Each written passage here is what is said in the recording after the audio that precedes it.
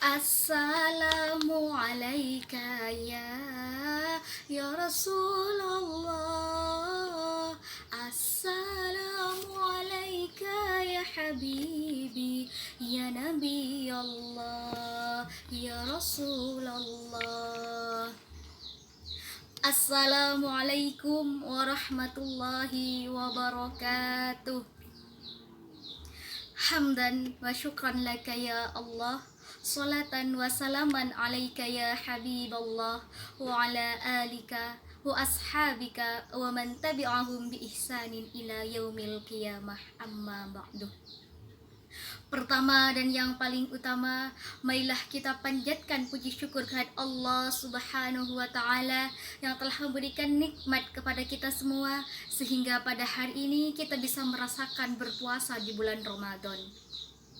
Kedua kalinya, sholawat serta salam semoga tetap tercurahkan kepada insan yang mulia, yang bermahkota kehormatan dan berhias kesabaran.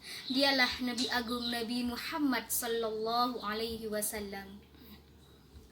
Teman-teman dimanapun Anda berada, rahimakumullah. Suhrawardi, seorang sufi yang dikenal sebagai Syekh Al-Ishraq, pernah membuat perumpamaan tentang cermin dan matahari. Ketika cermin dihadapkan kepada matahari, cahaya matahari diserap oleh cermin itu, kemudian ia pantulkan kembali. Andai kata cermin bisa melihat ke dalam dirinya, niscaya dia akan terkejut dan mengira bahwa dialah matahari itu, karena begitu kuatnya cahaya matahari pada waktu itu. Manusia dalam perumpamaan Suhrawardi tersebut diumpamakan sebagai cermin, sedangkan Allah Subhanahu wa taala diperumpamakan sebagai matahari. Ketika manusia mampu menyucikan dirinya dan membersihkannya sedemikian rupa, maka ia pantas diserupakan dengan cermin.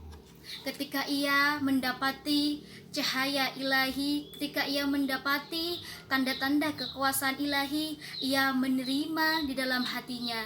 Kemudian ia menyerapkan cahaya ilahi tersebut ke dalam dirinya. Setelah itu ia pantulkan kembali.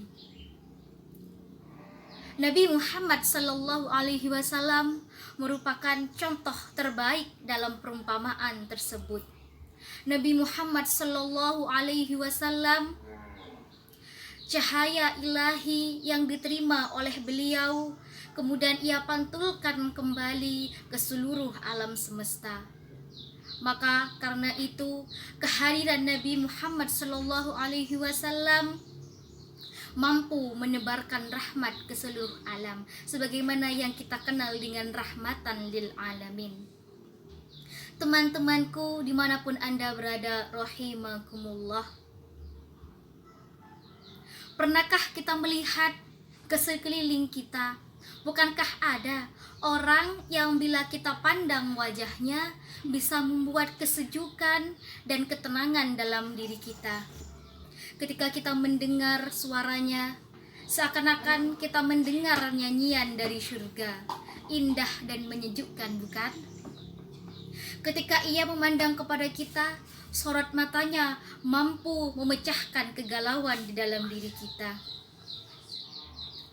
Nah, orang yang demikian itu merupakan orang yang mampu memberikan rahmat untuk alam di sekitarnya, mampu memberikan ketenangan untuk lingkungannya. Akan tetapi teman-teman, kadangkala kita melihat ada orang yang tampan, ada orang yang cantik, namun mata kita enggan untuk berlama-lama memandangnya. Ketika kita mendengar suaranya, meskipun dia berbicara dengan retorika yang luar biasa, sangat membius audiens, tapi itu hanyalah sia-sia. Kita melihatnya, kita mendengarnya, hanyalah ada bualan sesaat saja. Ketika dia tersenyum kepada kita, kita melihat ada seberkas kepalsuan di dalam dirinya yang ditebarkan kepada kita. Nah, teman-teman, orang ini kemanapun ia melangkah, maka berkah dan rahmat akan menjauh darinya. Teman-temanku dimanapun Anda berada, rahimakumullah. Orang pertama dalam perumpamaan tersebut merupakan orang yang cermin hatinya, cermin dirinya, ia bersihkan sedemikian rupa, cermin hatinya telah menerima cahaya ilahi. Kemudian orang yang kedua, cermin dirinya kotor, bahkan berdebu dan sangat gelap sekali. Karena apa? Karena ia tidak pernah membersihkan cermin dirinya, sehingga cahaya ilahi tidak mau ke dalam dirinya.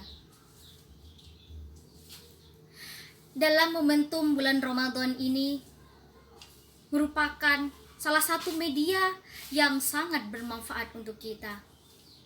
Di bulan suci ini, marilah kita memperbanyak kebaikan-kebaikan dalam diri kita.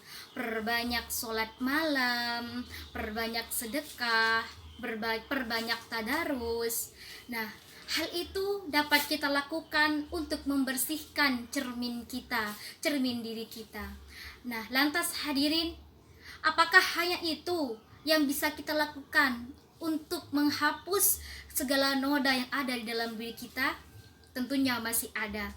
Salah satunya ialah kita harus bisa memerangi ego kita. Karena apa? Karena ego manusia tidak suka kepada hal yang sempurna. Maka dari itu, ketika manusia masih mendahulukan egonya, maka cahaya ilahi itu tidak akan masuk ke dalam dirinya.